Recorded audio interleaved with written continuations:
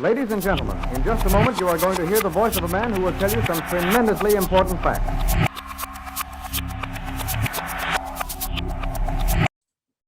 Welcome to the Reality Revolution. Super excited today. This is a very special day on the Reality Revolution. We have Josiah Brandt, I would say one of the foremost experts on Neville Goddard, and my very favorite reader of Neville Goddard lectures. Oh, thank you, Brian. The most amazing voice.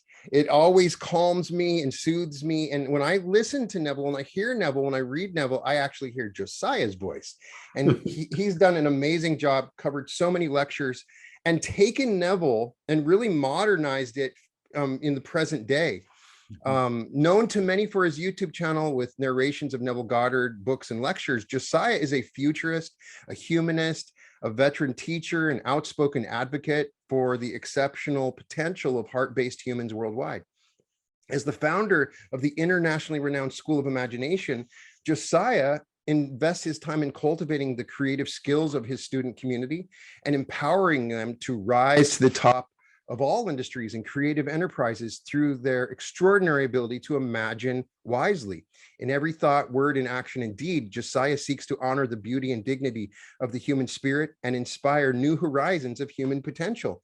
There's so much we can cover, but the first thing before you do, pause this video, go and subscribe to Josiah's channel and just enjoy the so many wonderful readings of Neville Goddard's books and his own personal teachings. It's amazing. And if you get a chance, join his School for Imagination. He has a number of workshops that are available. I'll post those in my description. But it's interesting. Josiah and I both read Neville Goddard and cover Neville Goddard, but it's very rare to talk to somebody that has gone through and learned about Neville Goddard. So it's always super exciting to meet somebody else that has accessed this information and how it's changed their life. So welcome to the Reality Revolution, Josiah. Thank you so much, Brian. I'm just thrilled to be here. And I have a kind of a funny story for you. So I told my colleague at the School of Imagination, Shweta, who I believe you've talked to at some point in the past. Yeah. I told her that I was coming on with you. And we were kind of joking about our metaphysical lineage, if you will. Right. We said, well, Neville Goddard is grandpa, right? Exactly. Barbara Marx Hubbard is grandma. And if you don't know her, check her out, Barbara Marx Hubbard. Okay. She left us in 2019, but her work is on another level. I recently found Barbara. And then Shweta goes, yep, and Brian Scott is dad. Wow, well, that was perfect. So I'm honored to be the father. So honored. Now I got somebody to check out. Barbara, I had not heard of. So, oh my gosh. Yeah. It's always exciting to learn somebody new. Yeah. So, I want to get your origin story. You've talked about it a little bit before, but everybody's is a little different. Before we go into it, what's your background pre-Neville, religiously? Parents wise, how are you spiritually raised? Always gives me some insight in how you access Neville. Yeah, I was raised in a non-denominational Christian church in the Midwest USA, very conservative, right, and very like Bible based, right? One of my earliest memories coming up through grade school into middle school, I was a Bible quizzer. Do you know what Bible quizzing is? No. Okay, so no, I'm gonna throw this out here. So Bible quizzing is where you memorize a passage of scripture, and this passage of scripture is handed out to teams in the region, right? All the Bible quizzing teams, and then you sit on your seat, and you got this little pad on your seat that you sit down on your butt, and then the host of the quizzing match, it's a competition, starts to read the scripture, right? And the first person to jump out of their seat has to finish the scripture. And if they finish it correctly, you get points for your team. So it's competitive Bible quizzing. This is something I grew up. So it's like a part of this. Bible Jeopardy, kind of like Bible Jeopardy. Yeah. I don't think I shared that story anywhere else. Yeah, that's. It makes sense to me because anybody, I just for my own knowledge, I was raised in Methodist, but I was just fascinated with the Bible, and I had to read it all, and I had to listen to it and access it. And something happens when you, after you've gone through all that learning the Bible, and then Neville says, "Oh, this is what it means." Because I think anybody that reads the Bible is going to reach a point where this is not real. It's ridiculous. There's something, this is not accurate and real. It's not history. What else is going on here? Well, something else is going on. Yeah. And so I went through that period where I give up. Obviously the Bible is just, it's been influenced and manipulated. And then Neville says, oh, no, it's not what you think. It's this.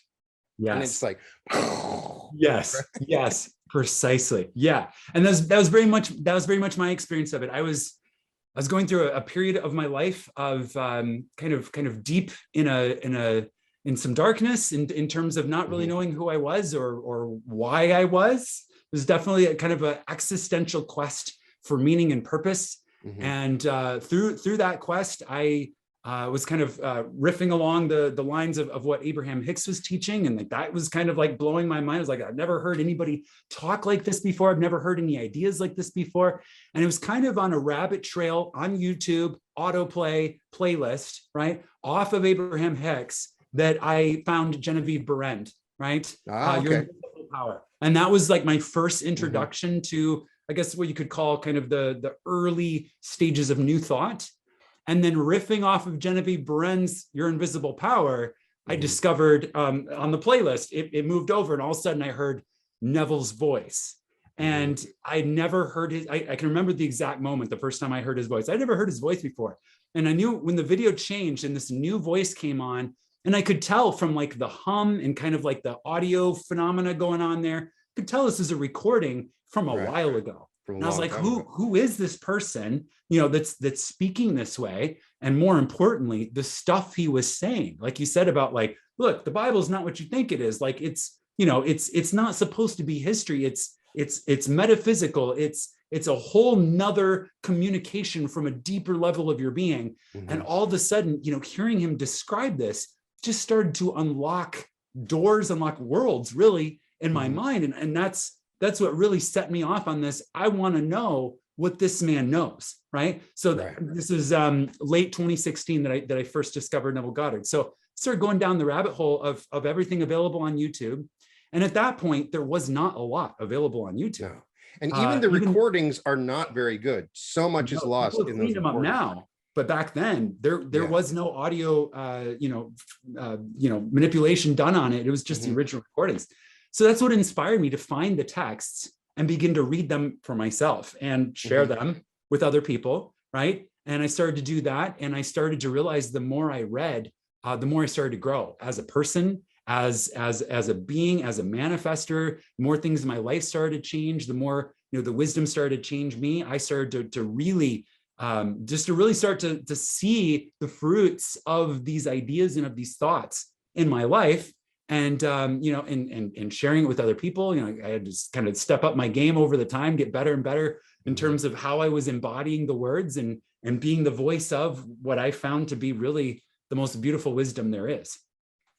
The one thing that you and I can talk about that I really can't talk about with anybody else, because a lot of people have read Neville Goddard, but when you read Neville Goddard as if you are Neville Goddard through a microphone, delivering it to an audience, the way that he would get up in an audience, many, many times I have just lost myself and felt like I was in his shoes. I could see through his eyes. I could see what lessons he was teaching. There's something that completely different that happens when you're reading these lectures as a form of presentation in the way that Neville did.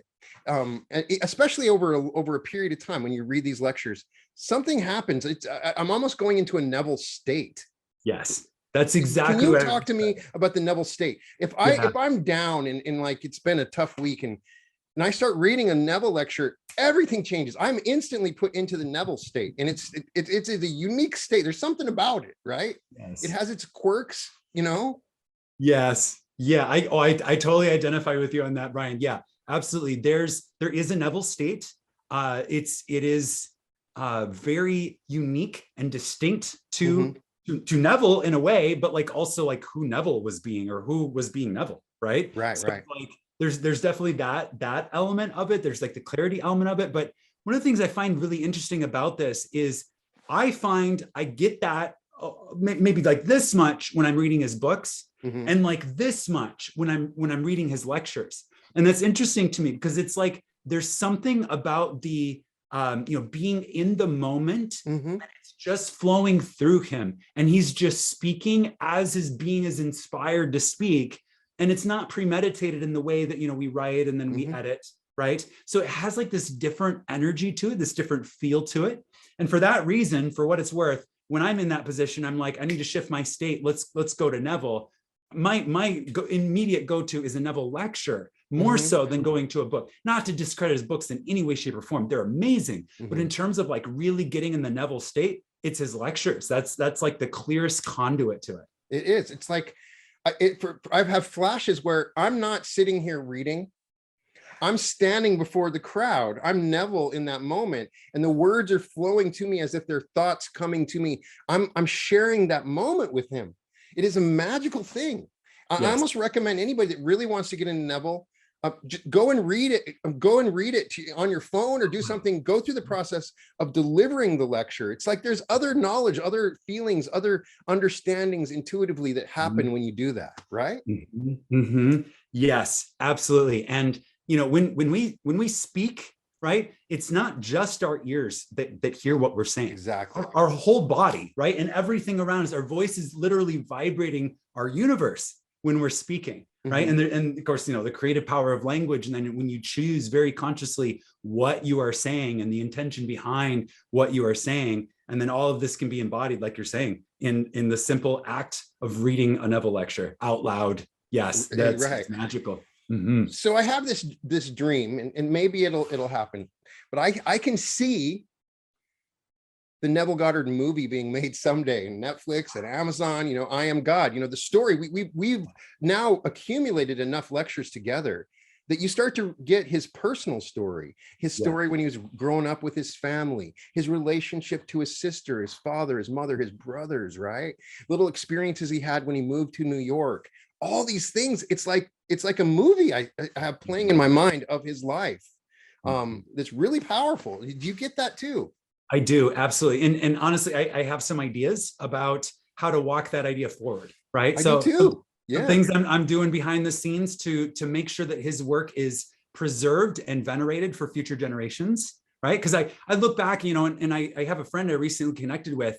She found Neville back in 2010. And she was like, it was so difficult to find anything about him on the internet, right? It's really the internet that brought the message to everyone, right? So it's like, we got to make sure as the ancestors, right? Because we're the ancestors, we got to make sure that this is preserved and available for generations to come, right? And you're doing that work, I'm doing that work. And I'm also looking at other ways to do that work that's not about you or me, but about like really preserving like Neville's legacy directly, as opposed to, just the derivatives of it, but like his literal work. So that's something we can talk about future and we can bring it to the audience. And get some buy-in on that when the time's right. Do you know that what's the story? When, of course, there has to be more to the story. When I look up on Wikipedia, there's nothing Neville Goddard. Clearly there are forces that did not want him to be in the general mainstream. You can see that from just some of the search and responses from different churches. Do you know anything more about that? Why we're making it known, but people look up on Wikipedia, there's nothing about Neville Goddard, right? Clearly there are forces that do not want this information to get out there, right? So that's an interesting idea to consider. And I have some interesting ideas about it too. Yeah, so it's, Neville was very much, you could say, ahead of his time while also being right on time, right? Because timing is divine. So he had to do what he did when he did it to be right on time for what human society, human civilization, how we're evolving, right? So he had to come and betray the secret, right? In the way that he did at the time that he did. And it's interesting, although he did have some fame in his career, there's also a period of time where he started talking about the promise. And a lot of people were like, you kind of took a left turn here. And I mean, if I talk about manifesting a house and a car and a job and money and partners and stuff like that, yeah, cool. But like, you want to talk about how we're all God and how we're all going to have like these born again experiences, and then know that like we're the Father and we have the Son and the Son is David, and how, the 1260 days, right? And all these things together, like you kind of lost me, right? But at the same time, it's like, if you look at the era where he was speaking, I don't think he was, but it wasn't just for the people around him. for those recordings, right, that, you know, go ahead, what now, almost 50 years, right? About 50 years since 1970-ish, when he was like really revealing some of these things. He died in 1972. So we're coming up on 50 years that Neville's been not in the flesh on earth, right? So it's like, you kind of look ahead, and it's like, now society right now, like there's massive changes happening on the earth. There's massive changes happening in human civilization. More than ever before, humans are hungry for meaning and purpose and truth, right? Not truth diluted through man, truth dilute, like not diluted at all, like truth from the source, like the actual absolute truth. And that's really what Neville came and presented in this very pristine, integral, clear way. And maybe the world wasn't ready to hear it then, but we're becoming ready to hear it now. So in terms of it actively being suppressed, perhaps, but only because maybe the broader world isn't quite ready for it or hasn't been ready for it. But I believe, Brian, we're on kind of this crest of the wave, and it's a tidal wave, and it's massive. It's massive. And if we start looking at 2030, we start looking at the end of this decade, the world looks very different than it does right this second, right? And it's this massive tidal wave of people. We see it right now, the Great Resignation. More people than ever before are saying, I'm not gonna work a dead-end job that doesn't satisfy my soul, right? I'm not gonna do it anymore. You can't pay me enough to do it anymore. They're aware of their own power. To me, that's what I see. People are becoming aware of their own power. Yes. And it's exploding, and it's this tidal wave, and it's you know, it's cresting, and it's just going to wash over human civilization, particularly throughout this decade. And that's going to send more people, right? And the way that our channels are growing shows this, right? More people than ever before are attracted to what is the meaning and purpose? Why am I being human, right? I'm not satisfied just doing what other people tell me being human is all about. I need to know for myself, right? And that's what's interesting about, you know, some people look at what Neville Goddard teaches, and they use the C word, right? Cult. They say, oh, that's a cult. And what's interesting to me is every single cult that I'm aware of always asks people to transfer their power outside of them, right? And Neville, his whole premise was there is no power outside of you, right? He only ever tells you to go within. There's no guru that's going to help you. There's no leader that's going to help you. Right. That's what it's all right here. And that's what I think is so pristine and beautiful and clear and precious about his message. So I was talking to a friend about this. You can kind of see like Neville, not entirely, but comparable like to Elvis, right? Elvis is this, he's singing these normal songs at the beginning of his career, and then something happened. He started wearing the glitter, and he's got the eyeglass. He's completely different, like bang, you know, like that's what happened. You're reading Neville's lectures, and then something clearly happens, and he is changed forever with the promise. And you read the Law and the Promise. I just got done reading it for my channel. You know, when you read it out loud, you get another level of understanding. And so I've gone through so many of his lectures on the promise. I want to talk about your perspective of the promise and to understanding. I had a workshop where somebody asked me, can you just give me a quick description of the promise in a couple of sentences? No, I can't, you know. That's quite an order. Right. And so even if I read them all, I'm still trying to understand it. You know, you get to that last chapter of the Law and the Promise, and he's talking about stuff he doesn't even talk about in his lectures in that chapter, where he's literally born in a skull, not just being metaphorical. He's just born like a baby inside of skull, and there's this baby in the room, and his brothers are there, and he's holding this baby when swaddling clothes, and he has this image of the dove coming to kiss him, and he has this experience where he's brought to the divine council. He meets the representation of power, and then love, and then is sent back, and you get all these things. You know, his body is cracked in half. So what is your interpretation of what's happening? My initial interpretation, now that I've gone, is that it's literally him awakening to when he talks about it as a new garment, it's like the new earth, the new age is coming, and he's witnessing his new body and coming into terms with his new power of who he is as God.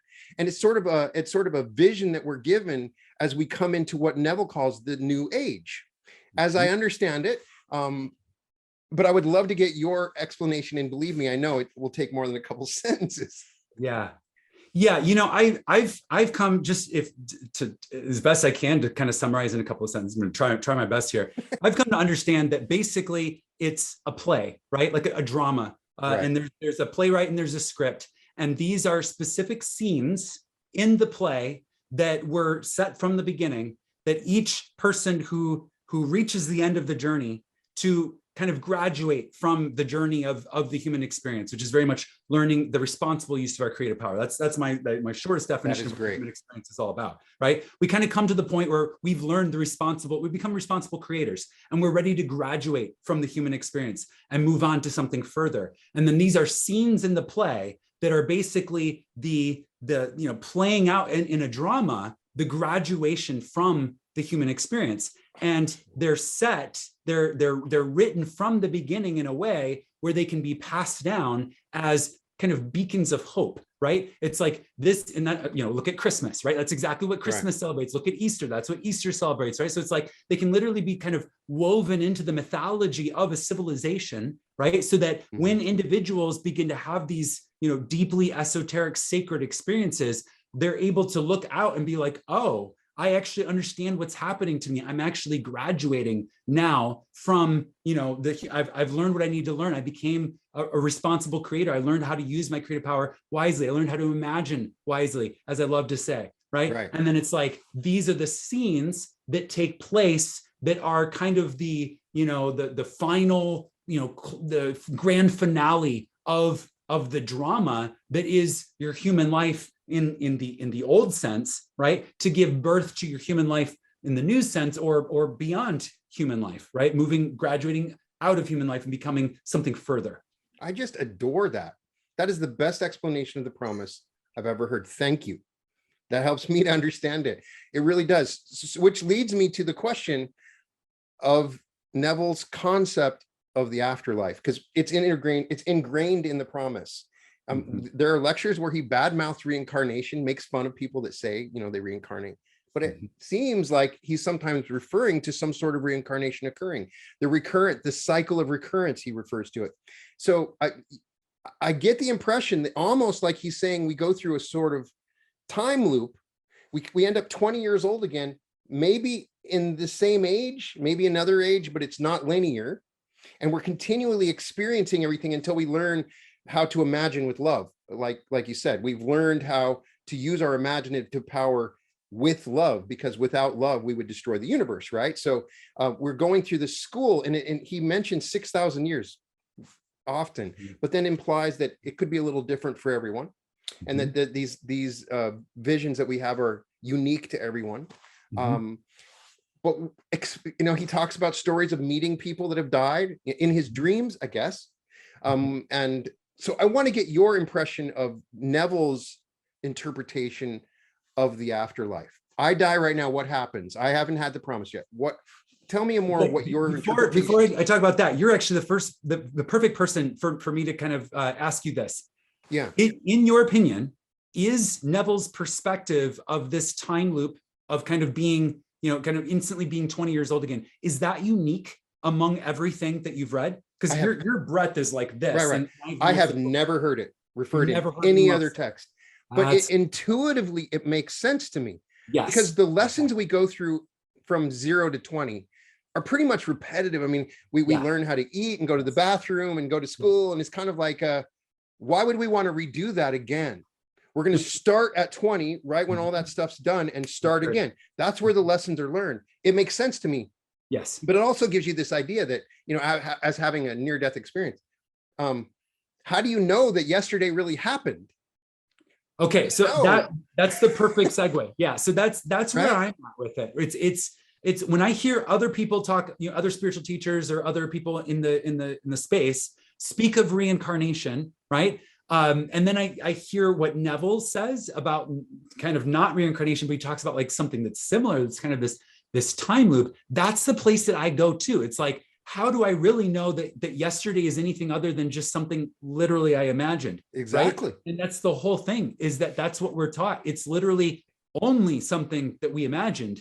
In fact, everything that we're experiencing is literally only something that we're imagining. This is why revision works, right? This is why we can change the past, right? Which Neville says there is no past. There is no past. Merry-go-round of time, we think that it fades into the past, but it actually, goes around again to come back and confront us, either, pruned and revisioned and refined, or unpruned and unwieldy, right? So it's like, that's totally where I go to. And then that makes me wonder if Neville is speaking from a dimensionally larger place when he's talking about, how there is no, death, and then you're reborn, right? And then you have to start over, right? Right. Although other people think that's what's going on, right? In truth, that may be a story that we tell as a civilization, but from a perspective of consciousness, so from the perspective of I am, that doesn't actually happen, right? So it's kind of interesting, like materially, that's not what's happening. Materially,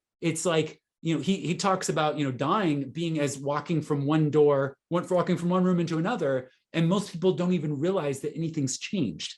They're just like instantly continuing on with the next set of lessons, without any cognitive dissonance or interruption in their stream of consciousness. And I found that to be really fascinating as well. Yeah. It seems to me, if you were to create an afterlife, that might be more effective. Put you through the childhood once, so you go through those main lessons, and then the main lessons are repeated in a cycle. Maybe it takes thousands of years, but eventually you learn these lessons and you go to the next play. You finish the story and go to the next play, like you said.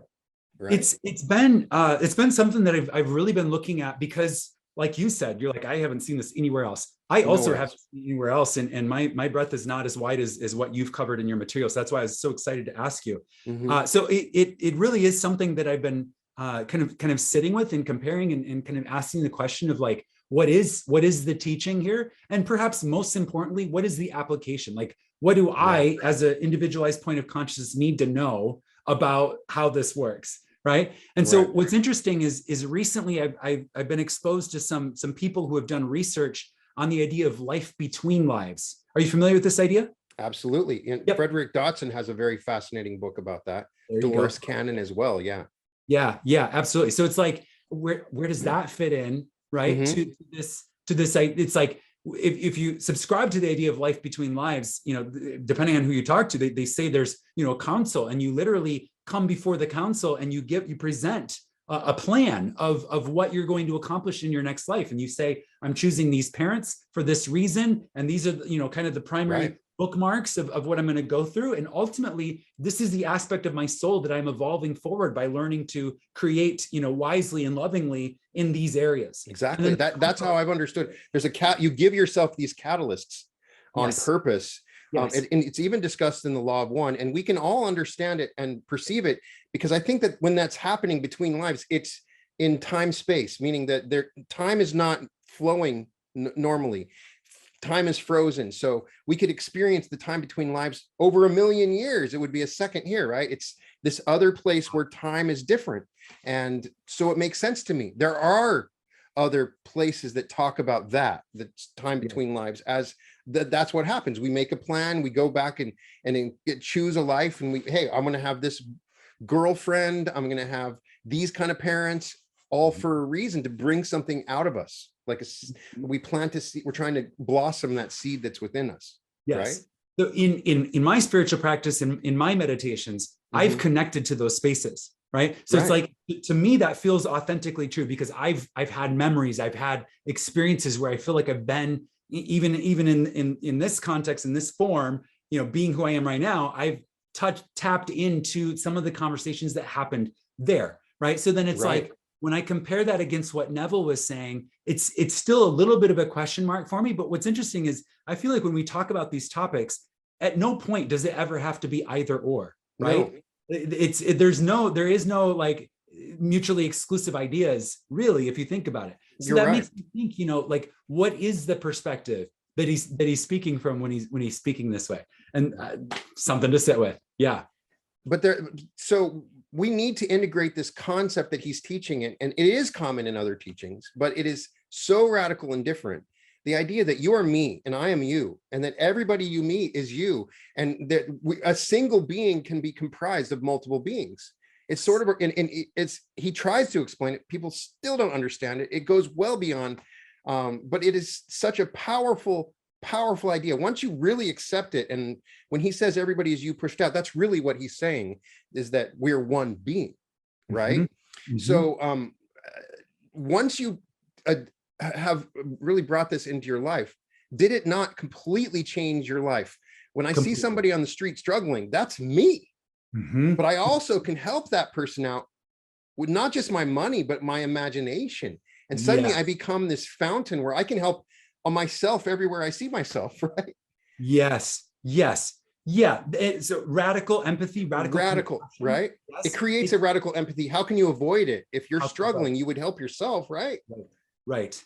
Yeah. So it's like, it really is a paradigm shift from the othering, right? Which there's in the paradigm, there's like the othering paradigm, right? But then there's just the all is self, all is aspects of self paradigm, right? And that those are two very different experiences. And so it's like, okay, what is the most practical, application? Like, let's get really pragmatic with this. Right. And I have to share, an experience that one of my students brought to me.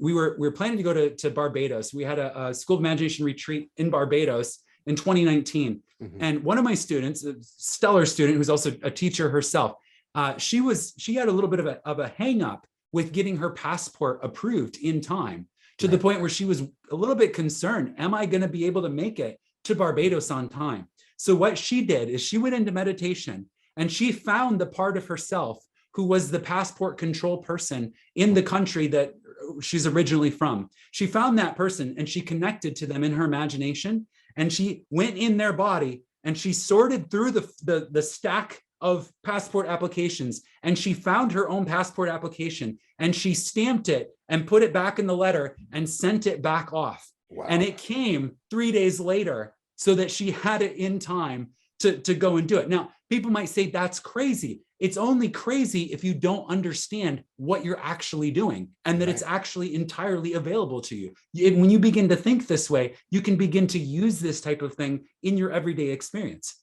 Right.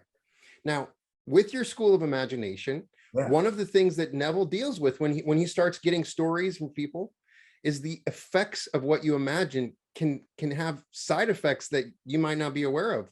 I'm thinking of the lecture where the woman, he had a woman he talked about regularly that could hear really well. She could hear the voice, remember? I think he's mentioned in a couple of lectures, and there was some kids that were having a problem in the neighborhood. And so she imagined that there was no problem with the kids. And so there is some sort of accident where the kids are killed, or the parents are killed. Actually, I think the parents were killed and the kids had to be moved. And this girl's like, did I do that? Did I kill these people? And he's like, oh, it's just one of those things. What is your impression of that? I mean, it's kind of crazy. The way he would just be like, it's just kind of, they're all you anyway. And he kind of just says, don't worry about it. It's not your fault. You wouldn't have known. But this is not a small question, Brian. It's not a small question. It's a huge question. I want to get, because how can you know? Right. How can you know? Yeah. So listening to Neville, his number one primary principle is the golden rule, right? It's always like, I'm only ever going to imagine for someone else what I would want to have imagined for me, right? And it's like, that's embracing this idea of all is self and not othering anyone else. And that's, that has to be kind of the immediate place that you start from always. And then once you get that down, right? Because if you don't get that down, you do what I'm about to say, that's when problems can happen, right? Big problems, right? But if you get that down, and then when you imagine and unexpected consequences happen, this is when you have to remember it's a grand drama. It's a play. We're writing a story, and that story has ups and downs, and it has twists and turns, and it has death, and it has life, right? But it really is just that, air quotes death, air quotes life, right? Because there is no death. And truthfully, there also is no life. We're not alive, we're not dead. We just simply are, right? So it's like, Make sure that you're in the heart space. Make sure that you understand that all is self. Make sure you're adhering to the golden rule, and then imagine what you're going to imagine. And if unintended consequences happen, you can rest in peace, understanding that it's all just a grand drama. And outside of the stage of life, we're all best friends. We're not even best friends. It implies separation, right? We're all one, but we're also best of friends and infinitely in love with each other, right? And there is no harm done ultimately. Right. It's so true. So can you still hear me? I can, yeah. Okay, good. So the next thing I wanted to ask about, we covered it a little bit, is revision. It's mind-blowing idea. And I wanted to know how you've applied it. You know, I've had several where, you know, an argument with my wife, or, you know, I lose some, you know, I have a problem with my insurance, go back, imagine it differently. And then within a couple of days, it's corrected.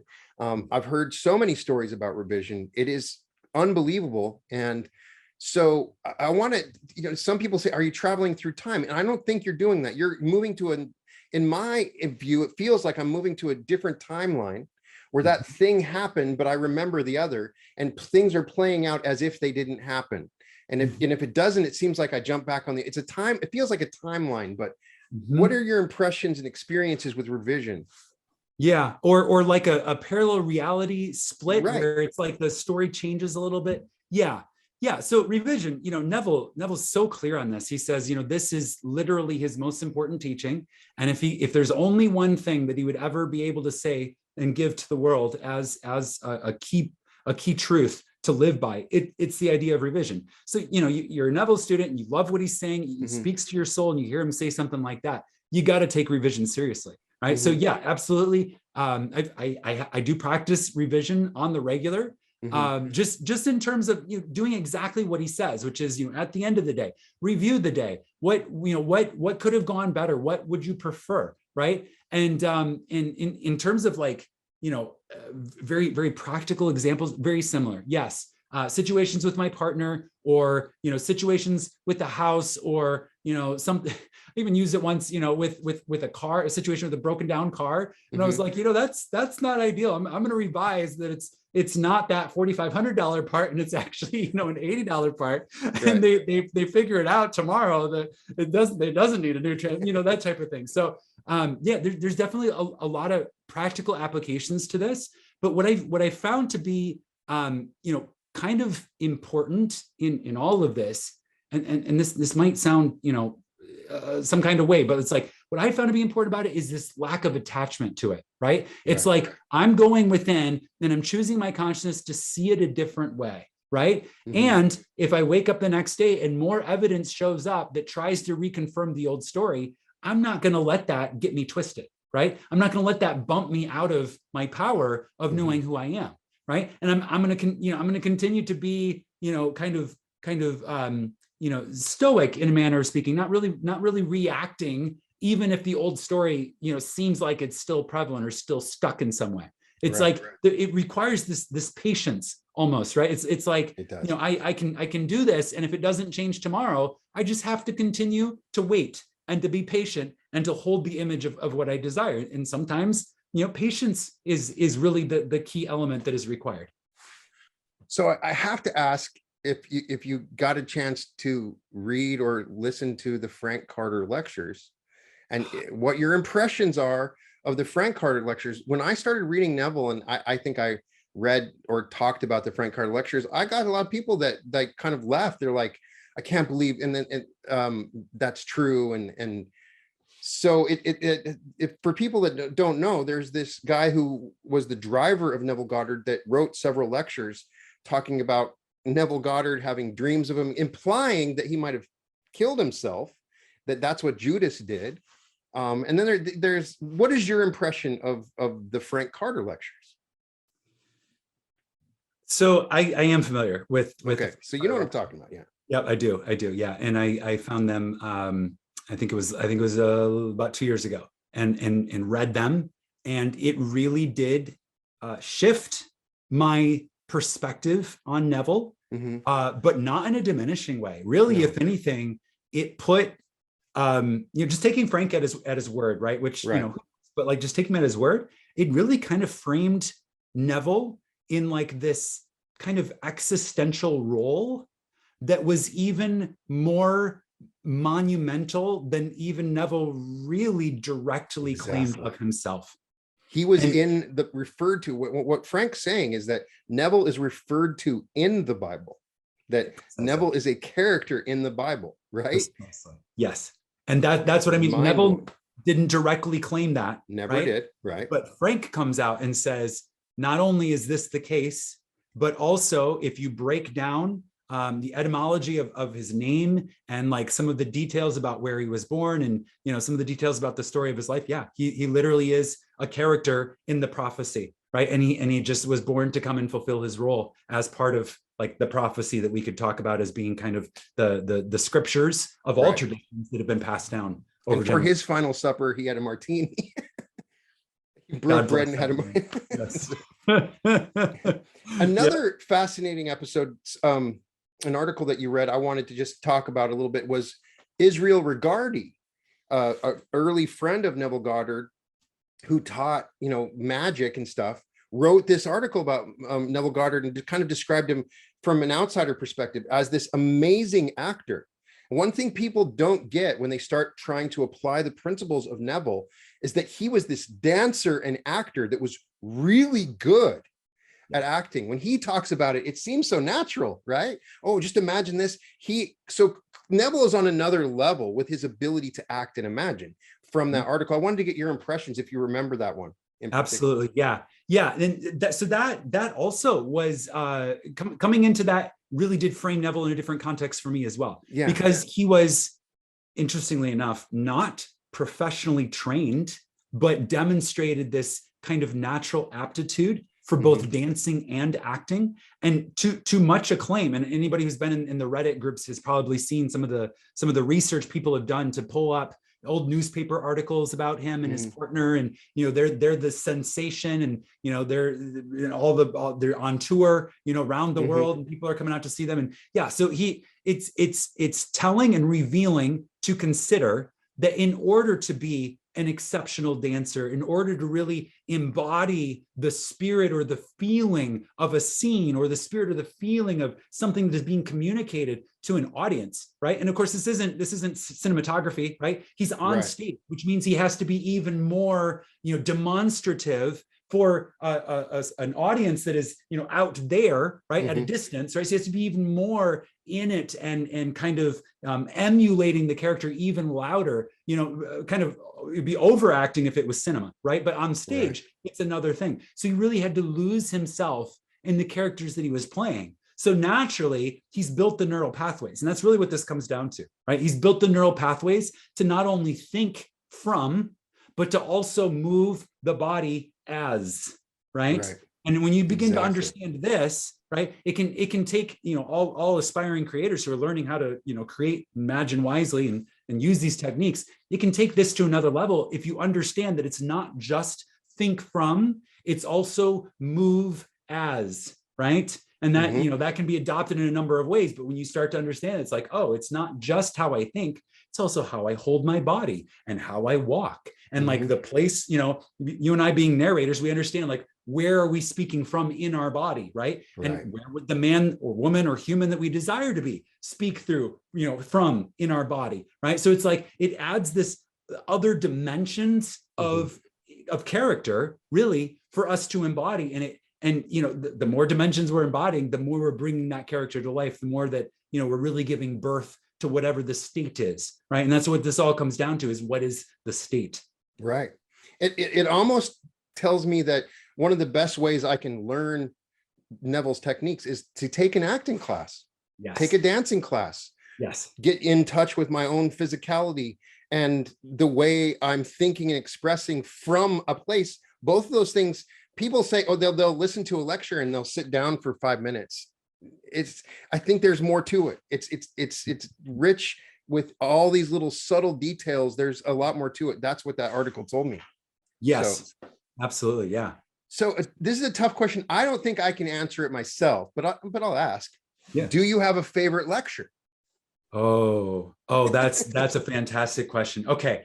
So there's two that come to mind. One I haven't read because I haven't found the transcription of it anywhere. It's called The Secret of God. And it's in his voice and it's available on YouTube. Again, I haven't found I think I've heard that. I know what you're, I remember trying to look it up. Yeah. Oh, I couldn't find the text. Yeah, I'm gonna have to go through, and I don't even know if we can auto transcribe it, but I have to find a way to be able to read this. The Secret of God in his voice. Just, you know, Neville, I love his whole body of work, but there are moments where he is just something else. And I feel it in every cell of my being. And you know, this is one of them. This is definitely one of them.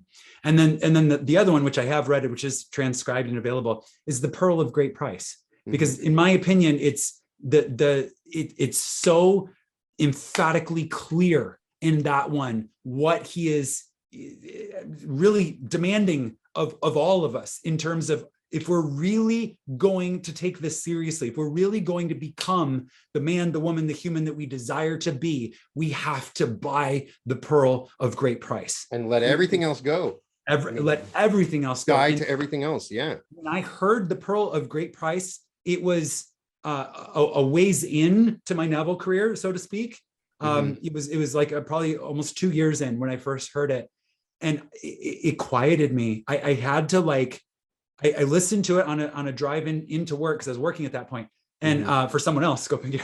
And I had to when I got to work, I had to step outside and sit in the silence for a little bit, because it was so moving to me, you know, what he was saying. And he was like, you know, it's, you can't, you know, it's not about, you know, tea leaves or about numerology or about astrology or any of these other things that you look to somehow have some sort of sway over your life. You have to give up all of that.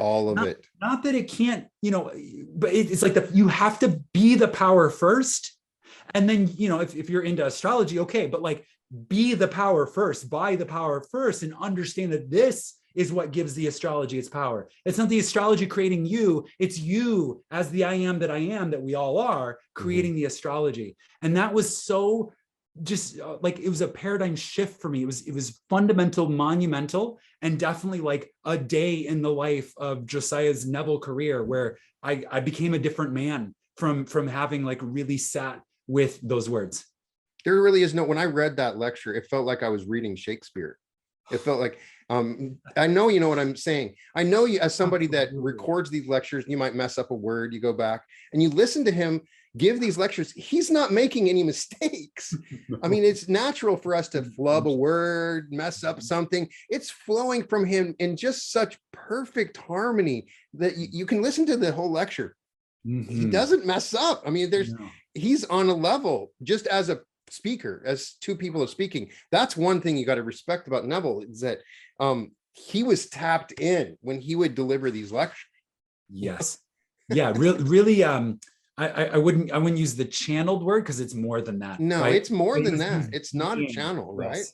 Yeah, no, I would not say channel. I would say he was literally the embodiment of. Yes. A couple of thoughts that come to mind of things he's implying.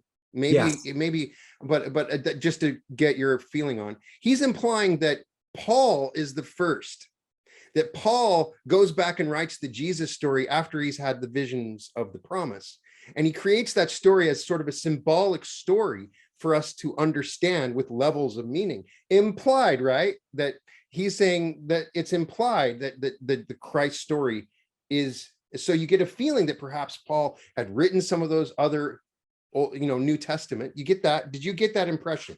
I got that as well. Yeah. Right. He's implying that the origin story of the New Testament is different than what the scholars would imply. Yes. It's a story purposely symbolic and not real, but with some meaning. And it was purposely designed to be obscure, so that, oh, this is what we think at the beginning, then this, and then this, right? It was like kind of through these visions of perhaps it was Paul and someone else, but I got that impression. That's very illuminating to say it that way. Right. I totally see what you mean by that. I don't think I had really described it that way myself, but yeah, he's definitely lays kind of this groundwork or this framework for kind of a different perspective on that. And when you start to think this way, thinking this way is also part of what illuminates the truth of the text, right? Because it's like what, taking something at face value, right, is like always like the simplest level of comprehension. And then it's like when you understand there's layers, right? And the deeper you're able to comprehend and perceive in the layers, the closer you're getting to like the original spirit in which the words were written to communicate. Absolutely. And so the other thing that I find fascinating is his I don't know if you'd put it as obsession, but his love of William Blake, almost treating William Blake like he's one of the prophets, like he should have there should be another section of the Bible that's William Blake, right? He's treating William Blake as he's on the same level as Paul and everyone else, right? And says that. Yep. And when you go and read some of the William Blake, he's right. It's like, whoa, this is a really, you can see where Neville was influenced by that. And this amazing guy that was an artist. Have you explored any of the William Blake material? I have, and I considered briefly narrating some of it, and then I realized it was just kind of in a different vein altogether, so I didn't pursue it further. I did one, Battle of Heaven and Hell. And it was very fascinating to read. Yeah. It was fun to read. The images that it produces in your mind. It's amazing, right? Well, that right there's the key, right? Because that's what the words do is they're literally creating these images in your mind. I would love to see you do Jerusalem, right? Which is like William Blake's, blockbuster work. Jerusalem. I might have to. I'm very tempted to do it. Yeah. Because that would be amazing. Yeah. He does venerate William Blake at the same level as the prophets of the Bible. And he literally, in one of the lectures I just finished, he literally says exactly that. He says he's literally on the same level as the prophets of the Bible. And I think, kind of my perspective on it is in Blake, he recognized the same state that Neville himself, the Neville state, also embodying. Yeah. Right. So he said here was another avatar being really that were like just lived, 1700s, right? But then like Neville's kind of the fast forward doing it again in his own way.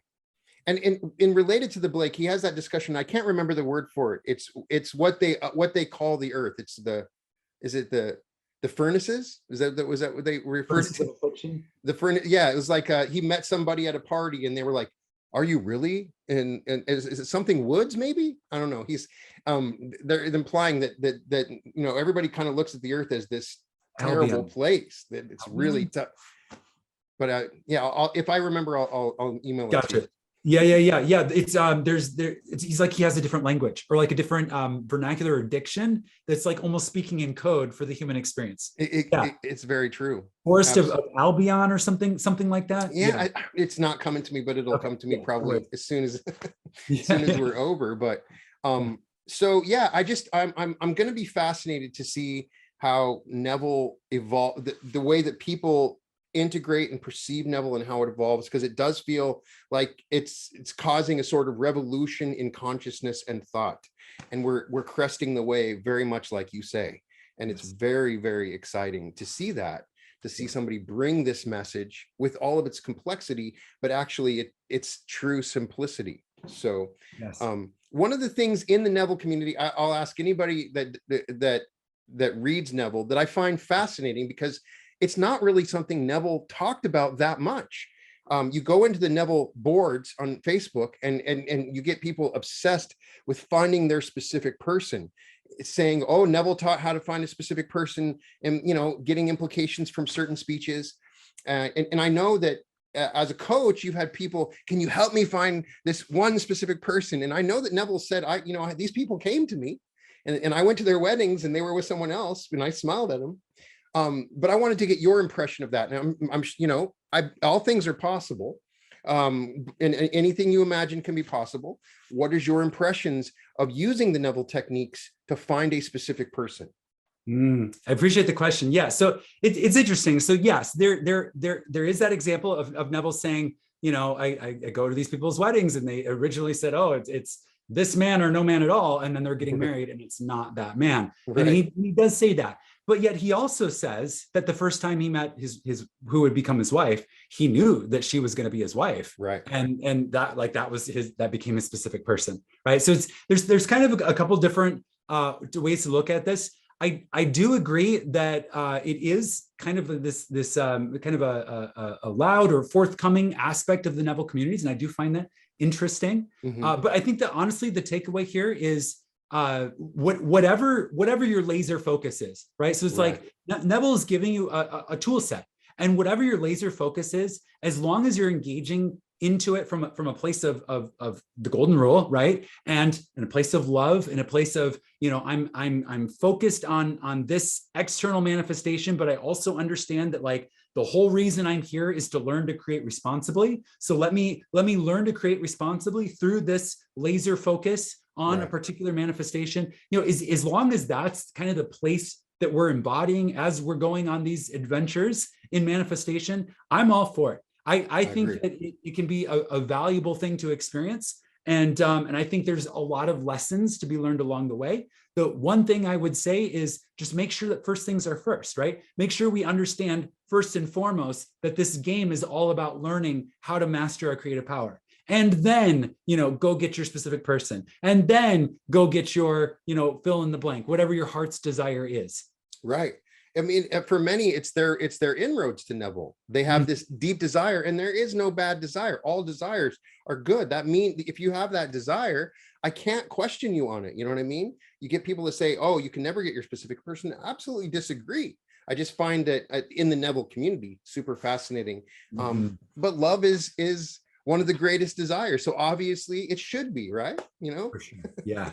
Yeah, absolutely. Definitely. Yes. So, do you have anything outside of the Neville process? Any authors, anybody that's similar, that along the same lines, that have added to your toolbox in your school of imagination that you'd like to share? Yeah. So, at this stage of the journey, Brian, I'm really squarely in the level of self-actualization on the hierarchy of needs. Right. So it's like, I find with when people find someone like Neville who begins to teach them about how to use their creative power responsibly, it kind of starts with the shotgun approach. It's like, okay, let me hit everything in my life. Right. Because it's like, I didn't realize that I created this, but now that I realize that I did, I would like to create something different for like all of the houses of life. So let me just kind of, move everything, kind of spray everything, shotgun approach. Right. And then it's like, once you get to the point where, you have a steady income, right? Like you are very provided for in your financial house. You have your partner, right? And you have a loving relationship. You have a meaningful vocation. You have friends. You have a nice place to live. You have, the car or whatever you need, right? You're at this point where you're like, okay, I've literally created this beautiful life for myself. My question is, what do we do next? Right? Yes. What do we do next? Because it's like let me just get more of all these things. That only satisfies so much. There's a deeper hunger. Once those basic levels of needs are met, there's this deeper hunger. And that's where we get into the level of the pyramid of needs, the hierarchy, that's all about self-actualization. And at this point, all of my work is squarely focused on that level of the needs. It's all about, okay, we've met all of our basic needs. And some of us, maybe we're not quite there yet. So it's like, we're teaching those people how to get there. And then once we're all there, it's like, what do we do now? And of course, the answer is we build the new paradigm, the new global paradigm, which is being born on Earth right now. Right. So all of my work at this point is focused on bringing together powerful creators, getting powerful creators together in the same room, whether it be digital, very much focused on physically doing this as well, retreats, workshops, in person and online, 2022 and beyond, all about getting people together, people who are powerful creators, people who have taken the power back from external cause, standing in their power as a creator and saying, let's play together. I'm going to get together. I'm going to riff off of, we're going to harmonize. We're going to see what we can build that sum is greater than the parts. Right. So it's like that's the focus right now. And what inspires me the most is seeing what people who come to the school, in part to learn and in part to network, right? Which is also, interestingly enough, that's what college used to be, right? So it's like the college value proposition was, we're going to teach you something, right? We're going to give you books to read, right? And be kind of, accountability to make sure you read them. And then you got to kind of prove that you read them by answering our questions.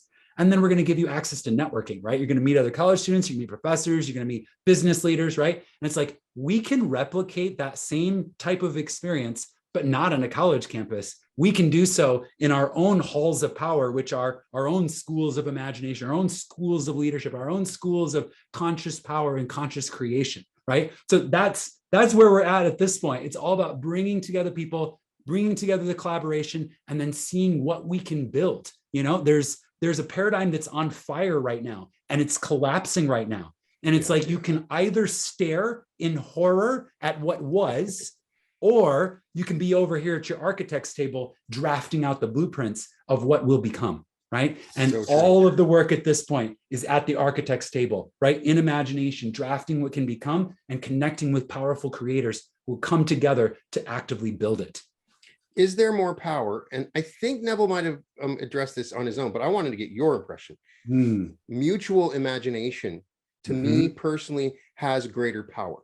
Yes, we're all the operant power, but for some reason, when a mastermind comes together, when multiple people come together, it's another level of imagination that starts to occur. I get new ideas I wouldn't have normally. Something else happens. It's almost like a bunch of computers are on one server. It's more faster and more effective. What is your impression of that?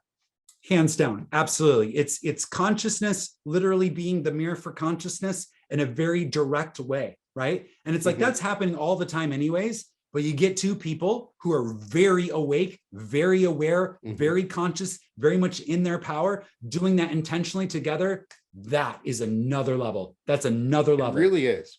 Yes. Creates new horizons of possibility. I could probably talk to you for another 4 or 5 hours. There's so many other questions. I have so many things that come up with Neville that we probably got to do this again, but I just want to thank you for taking the time. And I want to apologize for taking so long to get to this interview. We should have been talking like 1.5 years ago. And so thank you so much for coming on and teaching me so much. Everybody needs to go and watch and listen to Josiah's channel, Josiah Brandt, B-R-A-N-T. You can find it on YouTube. I promise you, if you know about my channel, you probably know about Josiah's channel already. But if you don't, oh my gosh, I'm so excited for you.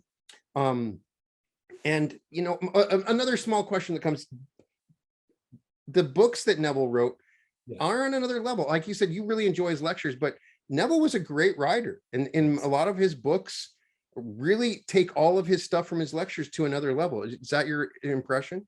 I think so too. Yeah. So there's the stream of consciousness aspect of the lectures that I just really enjoy for shifting states.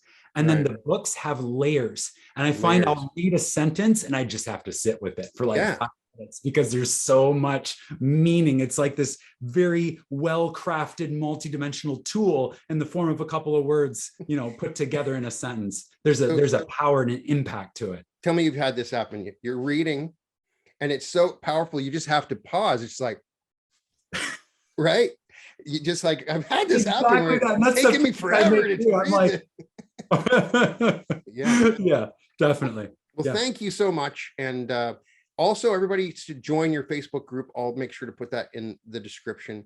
Great place to discuss Neville, to share, because the great thing about Neville is the community. There's some great people, and I learn a lot from other people that are applying these techniques. That's the best part of it. So absolutely. So the Neville Goddard School of Imagination on Facebook, it's a moderated group. It's every post goes through a review process, so we make sure it's a high quality conversation always.